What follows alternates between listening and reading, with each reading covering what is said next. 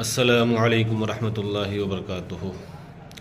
अगर तुम चाहते हो कि तुम्हारे साथ अल्लाह ताला आफ़ियत दरगुज़र और मुआफ़ी का मामला करे तो तुम लोगों के साथ दरगुज़र और आफ़ियत का मामला रखो और रहम का मामला करो।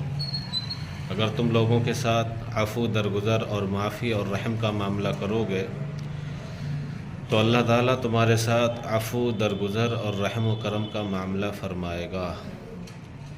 यानी जैसे तुम्हारे मामलात लोगों के साथ होंगे वैसा ही अल्लाह ताला तुम्हारे साथ मामला करेगा। बल्कि हदीस शरीफ में है कि जो लोगों के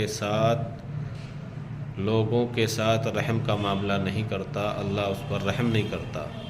ऐसे ही एक हदीस में है कि जो लोगों का शुक्रिया अदा नहीं करता वो अल्लाह का शुक्र अदा करने वाला भी नहीं होता।